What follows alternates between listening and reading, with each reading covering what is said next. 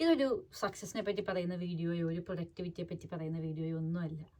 ഞാനൊരു ലെറ്റർ എഴുതാൻ പോവാണ്. ഒരു കൊല്ലം കഴിഞ്ഞ് ഏറെക്കുറെ ഈ ഒരു സമയത്ത് നിൽക്കുന്ന എന്നോട് അല്ലെങ്കിൽ എനിക്ക് ഞാൻ എഴുതുന്ന ഒരു ലെറ്റർ, ഞാൻ സർവൈവ് ചെയ്ത ഈ ഒരു കൊല്ലം സർവൈവ് ചെയ്ത ഒരാളോട് ഞാൻ സംസാരിക്കുന്നത് പോലെ.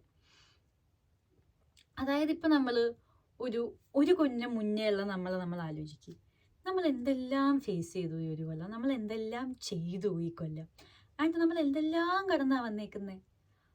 ആ നമുക്ക് നമ്മളൊന്ന് കൺസോൾ ചെയ്യേണ്ടതാണ്.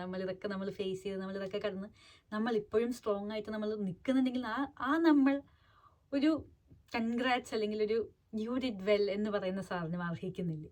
അപ്പം നമ്മളിപ്പോൾ എഴുതുന്ന ലെറ്റർ ഒരു ലെറ്റർ ഓഫ് അച്ചീവ്മെൻ്റ് ഒന്നുമല്ല. അതായത് ഇതൊരു ലെറ്റർ ഓഫ് കൺഫെഷനാണ്.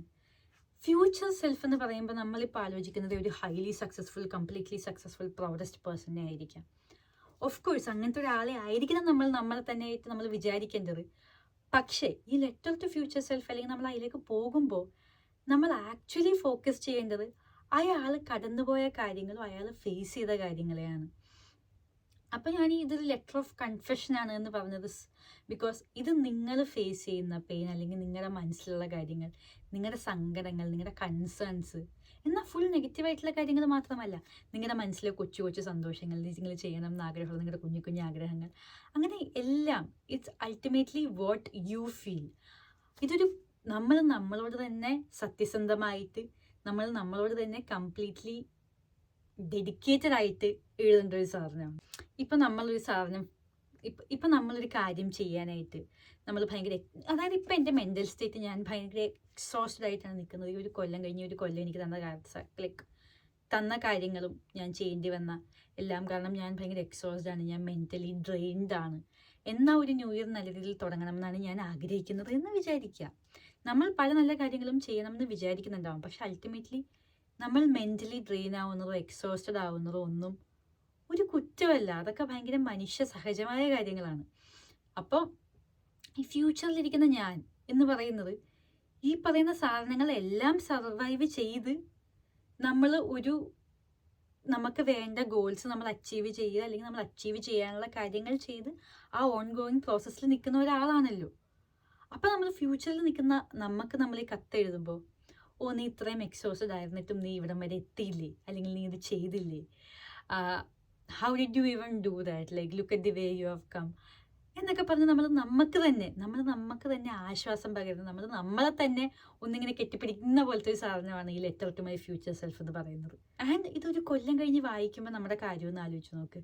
ഇത് വായിക്കുമ്പോൾ നമുക്കത് തരുന്നൊരു പ്രൗഡ് ഫീലിംഗ് ഉണ്ടാവും, അല്ലെങ്കിൽ നമുക്ക് തരുന്ന ഒരു ഓ നീ ഇതെന്നാലും ചെയ്തല്ലോ, അല്ലെങ്കിൽ നീ വിചാരിച്ച കാര്യങ്ങളെല്ലാം നടന്നല്ലോ, അല്ലെങ്കിൽ നീ ഇപ്പം നിൽക്കുന്ന പൊസിഷനിലെത്താൻ ഓ നീ അന്ന് എങ്ങനെയായിരുന്നു എന്നൊക്കെ ആലോചിക്കുന്നത് വിൽ ഗിവ് അസ് എന്താ പറയുക, അതിന് നമ്മൾ ഭയങ്കര ഗ്രാറ്റിറ്റ്യൂഡ് വരും, അല്ലെങ്കിൽ നമ്മൾ ഭയങ്കര ഹാപ്പി ആകും നമ്മൾ എത്തി നിൽക്കുന്ന പൊസിഷനിലേക്ക് ആലോചിക്കുമ്പോൾ. ഇതിപ്പോൾ നമ്മൾ ഏത് കാര്യത്തെപ്പറ്റി ആലോചിച്ചാലും അതെ, നമ്മൾ കുറച്ച് നാൾ മുന്നേ നമ്മൾ നോക്കിയാൽ നമ്മളിപ്പോൾ ചെയ്യുന്ന കാര്യം നമ്മൾ ചെയ്യണമെന്ന് നമ്മൾ വിചാരിച്ചിട്ടുള്ളൊരു കാര്യം പോലും ആയിരിക്കത്തില്ല. ഇപ്പോൾ ഫോർ എക്സാമ്പിൾ ഞാനൊരു യൂട്യൂബ് ചാനൽ തുടങ്ങി. ഒരു കറക്റ്റ് ഒരു കൊല്ലം മുന്നേയുള്ള ഞാൻ ഈ ജാനുവരി 1 യൂട്യൂബ് ചാനൽ തുടങ്ങുന്നത്. അതിന് മുന്നേ എന്നോട് ഞാനൊരു യൂട്യൂബ് ചാനൽ തുടങ്ങുമോ അല്ലെങ്കിൽ സംസാരിച്ച് തുടങ്ങുമോ എന്ന് ചോദിച്ചാൽ അയാളത് എക്സ്പെക്റ്റ് ചെയ്യുന്നൊരു കാര്യം പോലും ആയിരിക്കണം എന്നില്ല. അയാൾക്ക് പല കോൺഫിഡൻസ് ഇഷ്യൂകളും, ഇപ്പം എനിക്ക് ഇങ്ങനെ വന്ന് നിൽക്കാൻ ഞാൻ കോൺഫിഡൻ്റ് ഉണ്ടായിരുന്ന ഒരാളല്ല. ഞാൻ ഒട്ടും കോൺഫിഡൻ്റ് ആയിരുന്നില്ല അതിൽ. ഞാൻ ഭയങ്കര ഇൻസെക്യൂർ ആയിരുന്നു. The way I speak, the way I present myself, ഞാൻ ഭയങ്കര ഇൻസെക്യൂർ ആയിട്ടുള്ള ഒരാളായിരുന്നു. ആൻഡ് ഇപ്പോഴും പല കാര്യങ്ങളിലും ഞാൻ സ്റ്റിൽ ഇൻസെക്യൂർ ആണ്. സോ ഒരു ഫ്യൂച്ചർ മീക്ക് ഞാനൊരു കത്ത് എഴുതുമ്പോൾ ഞാൻ ഓക്കെ നീ അതൊക്കെ നീ ആ ഇൻസെക്യൂരിറ്റിയൊക്കെ ഉണ്ടെങ്കിലും you still kept going, I am proud of you എന്ന് പറയുന്ന ഒരു സാധനമുണ്ട്. അല്ലെങ്കിൽ ആ മുന്നിലുണ്ടായിരുന്നതിനോട് ആ ഇൻസെക്യൂരിറ്റി ഉണ്ടായിരുന്നെങ്കിലും you have come this way, ഓ നീ ഇതെങ്ങനെ ചെയ്തു, ഓ യു ആർ സോ ഗ്രേറ്റ് എന്ന് പറയുന്ന ഒരു സാധനമില്ലേ. That is the best motivation that we can give to our selfs. And ഇതിൻ്റെ ബെസ്റ്റ് വാർത്ത എന്താണെന്നറിയോ, നമ്മൾ ഈ ഫ്യൂച്ചറിലുള്ള നമ്മൾ ഓ നീ അങ്ങനെ ചെയ്യണം, നീ ഇങ്ങനെ ചെയ്യണം, നമ്മൾ അഡ്വൈസ് കൊടുക്കുന്ന ഒരു കോൺസെപ്റ്റ് അല്ല ഇത്. ഫ്യൂച്ചർ മീക്ക് നമ്മൾ കമ്പാഷനാണ് കൊടുക്കുന്നത്. Every person deserves compassion. And അത് നമ്മൾ തന്നെ കൊടുക്കണം. നമുക്ക് ബാക്കിയുള്ളവർ നമ്മളെപ്പറ്റി മനസ്സിലാക്കുന്നില്ലല്ലോ, ബാക്കിയുള്ളവർ നമുക്കത് ചെയ്തു തരില്ലല്ലോ എന്നൊക്കെ സ്വന്തമായിട്ടൊന്ന് ആലോചിക്കും. നമ്മൾ സ്വന്തമായിട്ട് നമുക്ക് വേണ്ടി ചെയ്യുന്നുണ്ടോ? നമ്മൾ പല ആൾക്കാരും പല കാര്യങ്ങളും ചെയ്യുന്ന വീഡിയോസ് കാണും.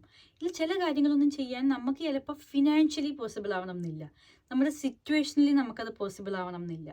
പക്ഷേ ഈ ഒരു ആക്ടിവിറ്റി ചെയ്യാൻ നമുക്ക് ആകെ ഒരു പേപ്പറും പേനയും ഒരു 10-20 മിനിറ്റ് മാത്രം മതി. അതെടുക്കാനില്ല എന്നൊക്കെ പറയുകയെന്ന് വെച്ചാൽ അത് ഭയങ്കര കഷ്ടമാണ്.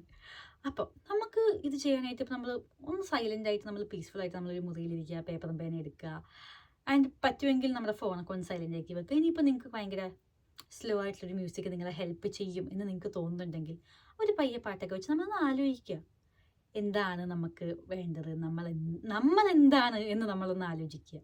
ഇതിൽ നമ്മൾ ഗ്രാമർ ആലോചിക്കേണ്ട, ഇതിൽ നമ്മൾ സ്പെല്ലിംഗ് മിസ്റ്റേക്സ് ആലോചിക്കേണ്ട. കാരണം ഇത് നമ്മളെങ്ങും പബ്ലിഷ് ചെയ്യാൻ പോകുന്ന ഒരു സാധനമല്ല, ഇത് നമ്മുടെ സാധനമാണ്.